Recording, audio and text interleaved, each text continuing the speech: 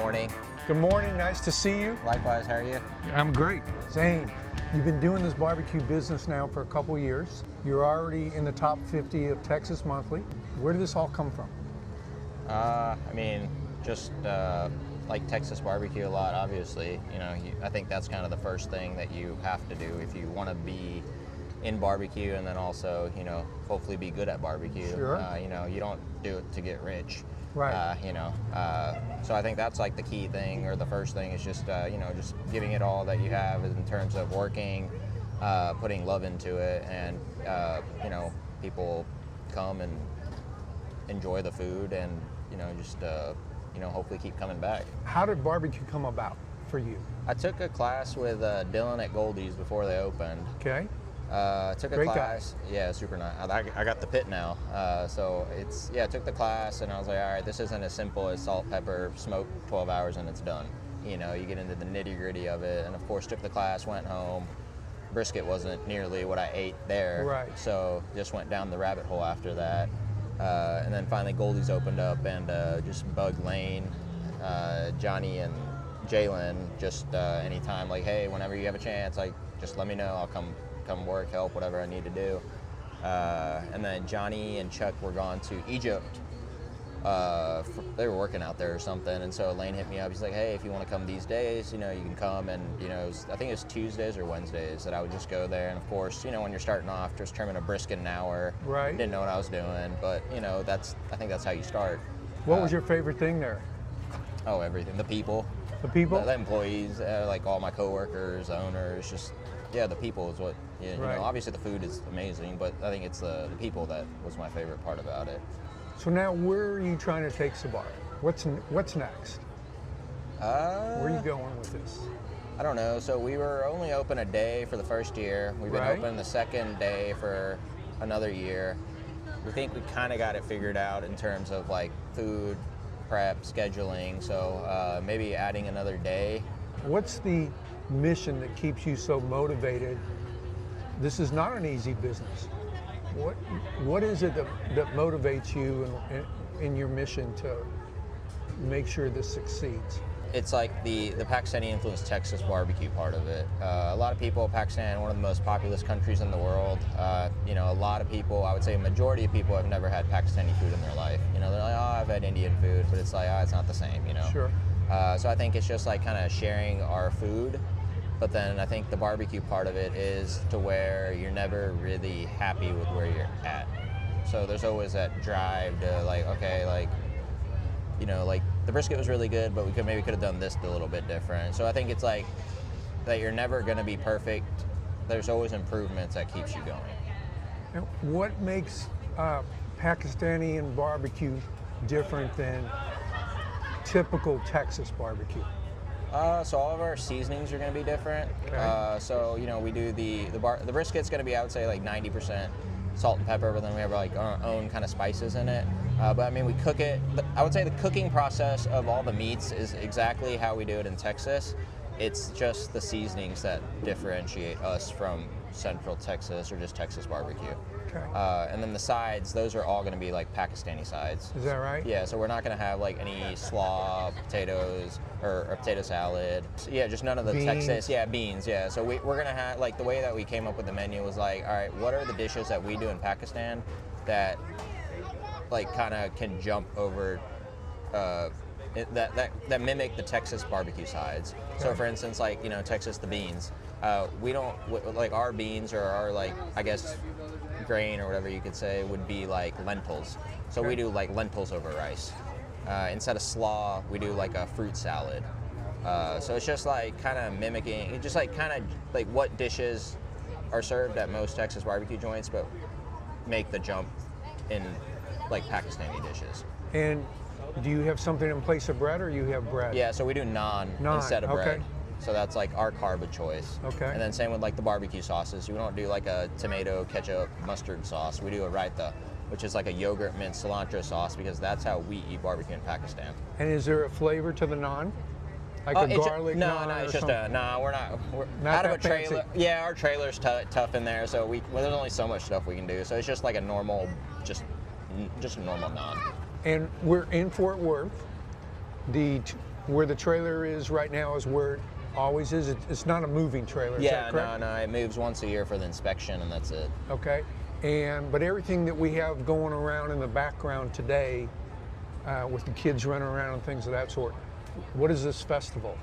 So today's like a community market that they're doing. So they got I a bunch see. of like vendors that bring just like kind of some small like house-made stuff, you know, Right. small batch stuff. It's like once a month that they do it. So they do a community market once a month, and then they do like a rock and roll rummage sale, which has like a bunch of like vintage clothing and stuff, one weekend. So it's like two Sundays out of the month that they have this deal going on. So Zane, if you go back in time a little bit when you started this, any big changes or aha moments that you felt really had a big impact on where you are today? Yeah, maybe just start small, let it all naturally come to you, in terms of like the business, you know, Right. like I know people want to spend a lot of money on marketing and this and that, but I think like at the end of the day, you're never where you need to be, especially when you're like starting off new. I mean, you can cook and do all that, but I think it's the logistical part of it that makes it harder. Like when you open, you're like, oh, I'm going to put this dish, this, you want to put all sorts of dishes on there. But then you get into it, and it's like, well, I only have this much fridge space.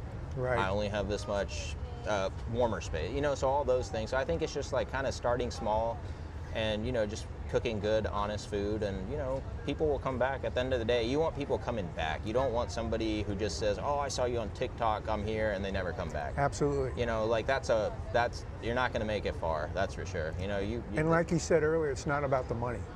Yeah, it's not. I mean, if you're You have getting into barbecue for money, you can get into any other restaurant industry, and you're better off. I Right. think barbecue is the very last industry if you're trying to make money. In advising others like I do on Next Step Q, what do you know now that you wish someone would have told you 5 years ago? I was really lucky to work at Goldie's. I feel like I got everything. I had a jump start on everything, so nothing like really caught me. I feel like I learned everything that I could have learned there.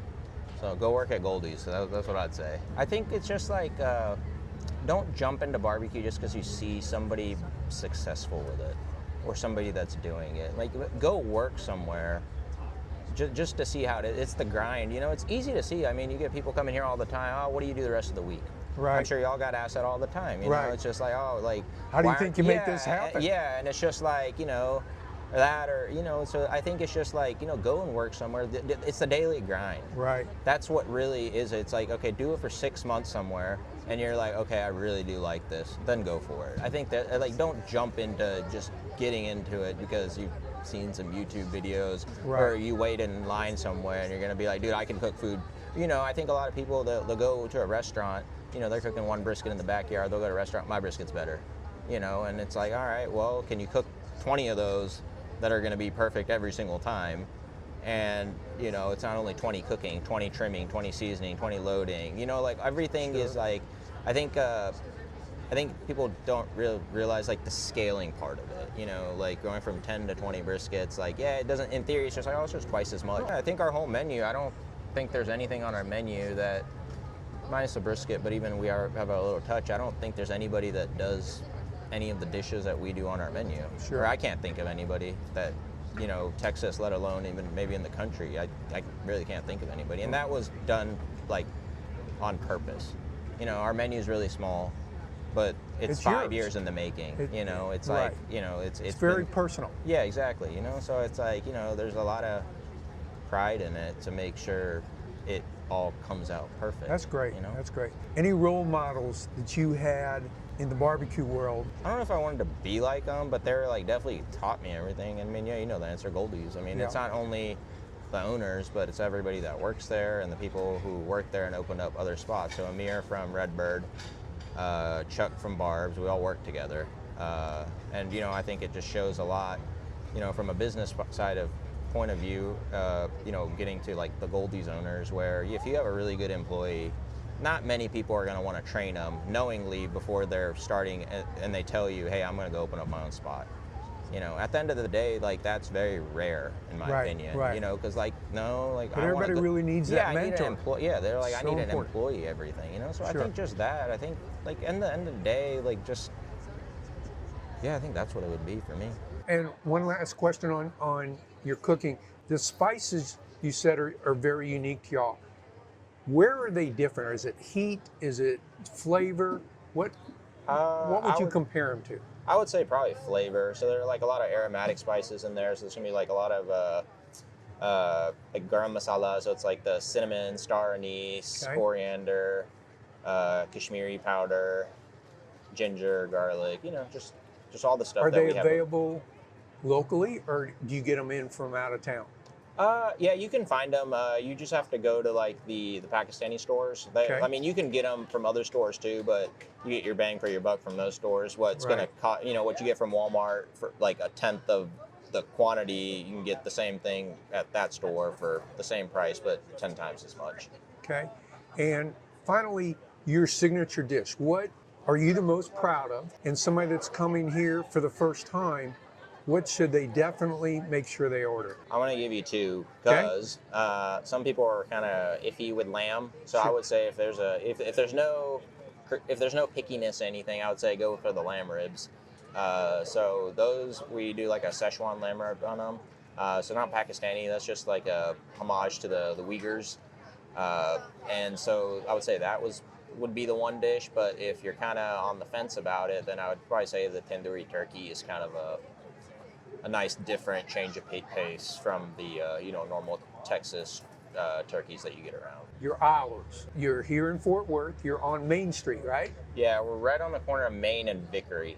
And what days are you open? We're open Saturdays and Sundays from 11 o'clock until 3 o'clock or sold out. Lately, we've been kind of busy, so we've been running out of food between like 1 and 2-ish. Okay. But, if we have something, we're here until 3. We appreciate you working us into your schedule. Of course. Thank you so much for coming out.